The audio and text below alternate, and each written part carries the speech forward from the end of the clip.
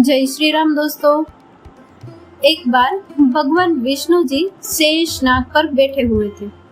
उन्होंने धरती पर घूमने का विचार किया।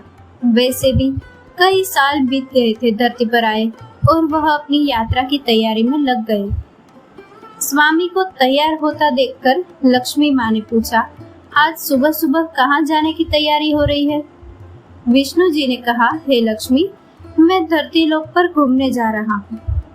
तो सोचकर लक्ष्मी माँ ने कहा, हे देव, क्या मैं भी आपके साथ चल सकती हूँ? भगवान विष्णु ने 2 पल सोचा, फिर कहा, एक शर्त पर।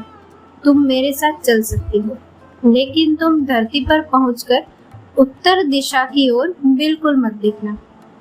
इसके साथ ही माता लक्ष्मी ने हाँ कह के अपनी मनवानी और सुबह सुबह माँ लक्ष्मी और भगवान विष्णु धरती पर पहुंच गए। अभी सूर्य देवता निकल ही रहे थे। रात बरसात होकर हटी थी। चारों ओर हरियाली ही हरियाली थी।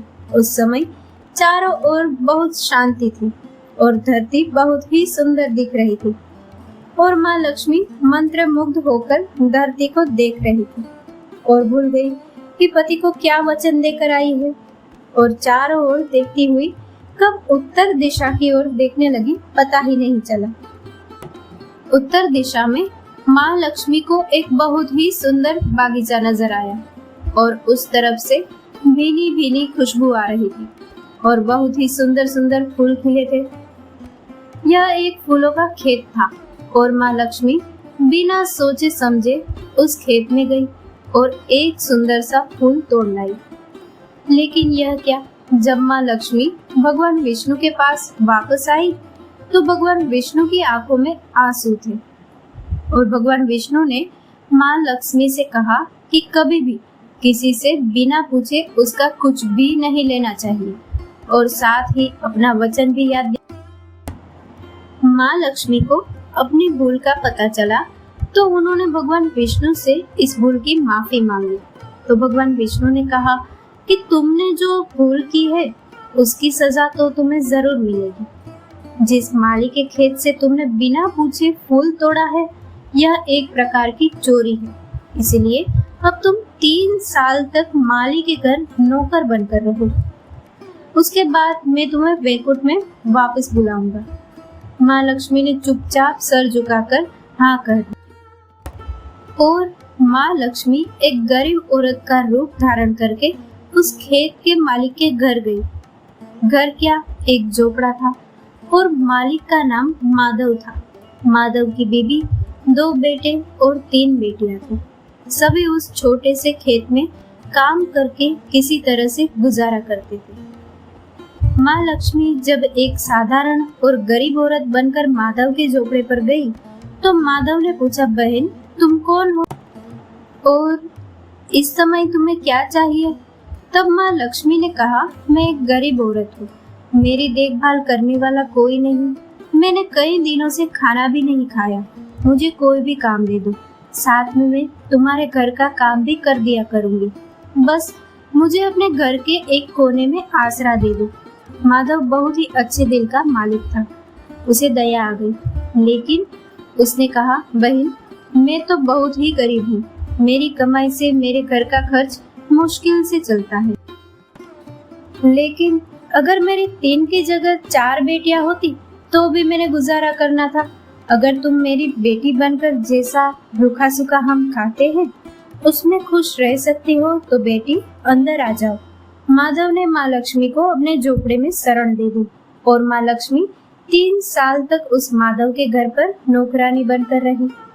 जिस दिन माँ लक्ष्मी माधव के घर आई थी उसके दूसरे दिन से ही माधव को इतनी आमदनी हुई फूलों से कि शाम को ही उसने एक गाय खरीद ली।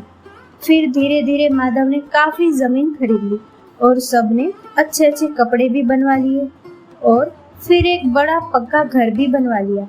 बेटियों और बीवी ने गहने भी बनवा लिए और अब मकान भी बहुत बड़ा बनवा लिया था।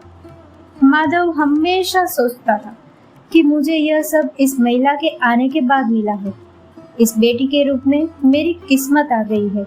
और अब 2-3 साल बीत गए थे, लेकिन माँ लक्ष्मी अब भी घर में और खेत में काम करती थी। एक दिन माधव जब अपने खेतों से काम खत्म करके घर आया तो उसने अपने घर के सामने द्वार पर एक देवी स्वरूप गहनों से लदी एक औरत को देखा। ध्यान से देखकर पहचान गया, अरे यह तो मेरी मुंह बोली चौथी बेटी यानी वही औरत है, और पहचान गया कि यह तो माँ लक्ष्मी है।